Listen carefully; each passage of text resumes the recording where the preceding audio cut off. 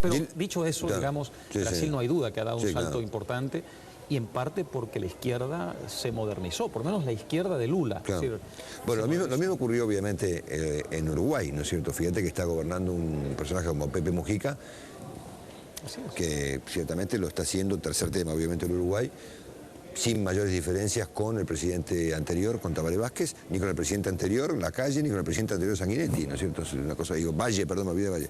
No hay básicamente diferencias en Uruguay, ¿no es cierto? Un ejemplo extraordinario. Yo creo ¿no? que esto es lo mejor que ha ocurrido en América Latina, que en ciertos países, Uruguay es uno de ellos, de luego evidentemente Chile, aunque en fin, siempre uno habla de Chile, de modo que se ha vuelto un poco cansino hablar siempre de Chile, pero es un ejemplo. Es un ejemplo. Se ha establecido una suerte de consenso básico sobre lo importante. Yo creo que esta es la primera señal de desarrollo en un país subdesarrollado, en vías de desarrollo. Cuando se establece que la alternancia no modifique dramáticamente las reglas. Así claro, es. Exactamente. Que haya matices, ajustes dentro de una orientación que es básicamente la misma. Cuando ocurre eso en un país, incluso si el gobierno no es el mejor, incluso si el contexto internacional no facilita las cosas a la economía, hay una, digamos, continuidad, una previsibilidad, y una, en fin, paso, por lo menos sensación de gobernabilidad que facilita mucho la tarea de la inversión a largo plazo. Álvaro, ¿por qué razón Chile es un ejemplo a juicio de todo el mundo? Yo creo que porque fue la primera izquierda latinoamericana que se modernizó. Este es un tema absolutamente fundamental. Es decir, la izquierda, y esto va dirigido, digamos, a la derecha, la izquierda no va a desaparecer. La izquierda es parte del paisaje natural de las cosas. La izquierda le va a tocar gobernar de tanto en tanto en todos estos países. De modo que a la izquierda no hay que desaparecerla, perseguirla. A la izquierda hay que modernizarla, transformarla y cambiarla. Como ocurrió con la izquierda europea y como está ocurriendo hoy con parte de la izquierda latinoamericana, ¿no? Es decir, nos conviene a todos que la izquierda se modernice, porque le da al modelo, digamos, de libre empresa y de democracia liberal, una legitimidad social que de otro modo carecería. Yo creo que esto es lo más importante en el caso chileno. ¿Qué impresión tenés de Sebastián Piñera? ¿Lo conoces? Sí, lo conozco, somos muy amigos, hemos sido compañeros, digamos, de luchas políticas por América Latina. Y él es una persona, digamos, que tiene también una valía muy grande, y es esta. En un país donde la derecha fue antidemocrática, en un país donde la derecha se jugó civil, me refiero a los civiles, por un proyecto militar autoritario, en una derecha, digamos, que perdió de vista que los derechos humanos son un ingrediente fundamental de una causa liberal. En un país que había perdido de vista todo eso, alguien como él tuvo el valor de enfrentarse a aquello. Él votó por el no, hizo campaña por el no en el referéndum de Pinochet, se opuso a impedir, digamos, ciertos juzgamientos a líderes militares. Tuvo una actitud que creo que le transmitió a la derecha una señal muy interesante y muy positiva. De modo que era bueno, además, Marcelo, que después de ya 4 gobiernos consecutivos de la concertación hubiera una alternancia. Era muy importante que volviera la derecha al poder, del mismo modo que ocurrió en España. Es decir, había alguien me decía en España que la transición española no concluyó hasta que la derecha post-franquista no volvió al poder y demostró que era democrática. Bueno, pasó un poco lo mismo en Chile, y Piñera es el símbolo de eso. Sácame una duda, ¿dónde estás viviendo ahora? En Washington. En Washington, porque le contamos a la gente que Álvaro ha pasado por ¿cuántos países del mundo has vivido? ¿En todos? He vivido en muchos, viví en España, en Inglaterra, en Perú, en Estados Unidos, pero ahora vivo desde hace unos años ya en Estados Unidos. En una época, te mudabas una vez por año, poco menos. Sí. Eso era a propósito. Viví como en 36K, sí, el signo de la inestabilidad, el inconformismo. Pero bueno, ahora ya... Bueno, hay que jugarse, y decir, bueno, un año levanto campamento y me voy a otra parte. Lo que pasa es que ahora ya con hijos de una cierta edad es más difícil. Bueno, siento que estás en Washington. ¿Barack Obama es un fracaso? ¿Ha sido un fiasco o no? Mira, es muy prematuro para saberlo. No, digamos, el problema es este. Él hubiera fracasado cualquiera que hubiera tomado el gobierno en esas condiciones. El país estaba enrumbado por una vía en la que había que pedirle, digamos, un heroísmo y un grado de lucidez sobrenatural a un gobernante para hacer algo muy distinto de lo que hizo él. Dicho esto, lo que hizo, a mi modo de ver, es un gran error. Es decir, él recibió un país donde había un déficit fiscal descomunal, una deuda enorme. El presidente Bush duplicó la deuda nacional de Estados Unidos, y en general una hipertrofia estatal que tiene a mucha gente en un país donde hay un ánimo libertario y un instinto libertario en la base popular, sobre todo, muy atemorizado. Y el presidente Obama ha exacerbado ese proceso en fin, de distintas maneras, como un nivel, digamos, de intervencionismo un poco inspirado en Roosevelt en los años 30 para combatir a la Gran Depresión, que me parece a mí que va a mediano plazo a agravar el problema y que de algún modo es el que ha gatillado este fenómeno de respuesta popular que es el famoso Tea Party, ¿no?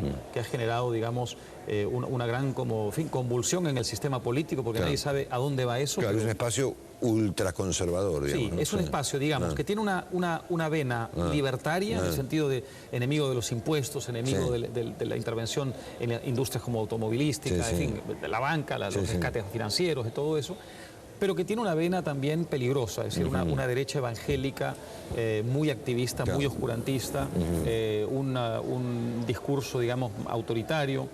Y hay como una especie de mezcolanza muy extraña en el Tea Party que combina lo mejor y lo peor, digamos, de la respuesta a lo que está pasando, ¿no?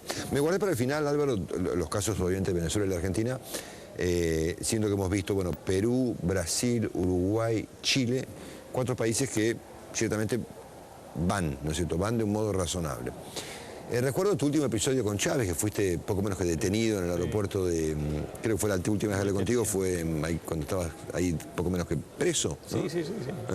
Sí, llegué para dar una conferencia y me detuvieron ahí 3 horas en el aeropuerto. Y te echaron. Con lo cual dieron al evento, le dieron una publicidad que desde luego ayudó mucho a que tuviera repercusiones. Decime, el proceso venezolano está perdido ya, obviamente. Cualquier cosa, ¿no? Es decir, digamos, sí y no, es decir, en el sentido de que la resistencia civil es tan grande que Chávez no logra consolidar su proyecto totalitario. Y de tanto en tanto hay avances para esa oposición, como lo que ocurrió en las elecciones legislativas, ¿no? Ahora, no me hago ilusiones, es decir, revertir un proceso como ese es muy complicado y yo creo que él ha consolidado suficiente poder como para que haya que tener, digamos, un optimismo muy desenfrenado para pensar que eso se va a acabar rápidamente. Pero, dicho esto, no ha logrado consolidar su proyecto totalitario y esto es un mérito extraordinario de una resistencia civil que ahí está todavía, ¿no? Y de la que vemos muestra todos los días, ¿no? Bueno, ¿cómo se encontró esta vuelta a la Argentina? Desgraciadamente en los últimos años, Marcelo, cada vez que vengo tengo la situación de que hay un deterioro con respecto a la última vez que estuve aquí.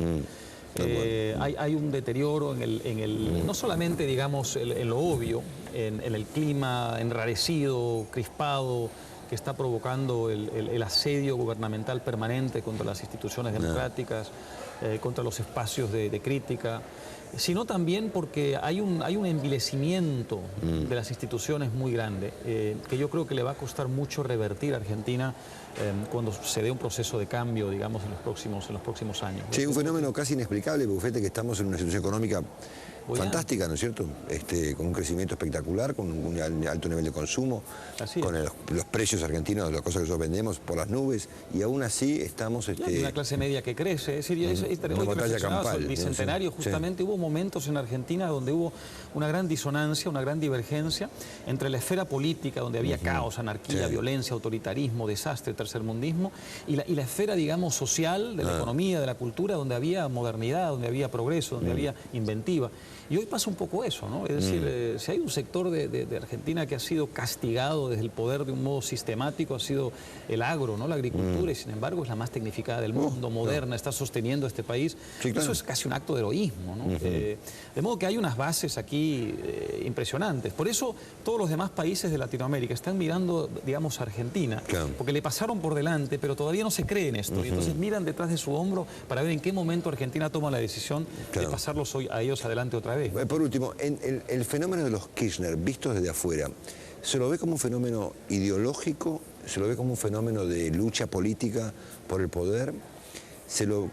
¿Cómo son percibidos los Kirchner dentro de... Vos viajás por el mundo todo el tiempo, digamos, y yo menos que vos, ciertamente. Yo diría que no se los ve exactamente como miembros del club, digamos, de Chávez, de Evo Morales, de Correa y compañía. Se los ve, desde luego, como un compañero de ruta, si quieres, como alguien cercano, que roza todo eso, pero no, en general un producto muy típicamente argentino, es decir, un producto del sistema argentino, que es un sistema disfuncional, corporativista, semifascista, si quieres, aunque suene un poco dura la palabra, Y son un poco expresión, digamos, de esa forma de ejercer el poder y de organizar las instituciones, ¿no?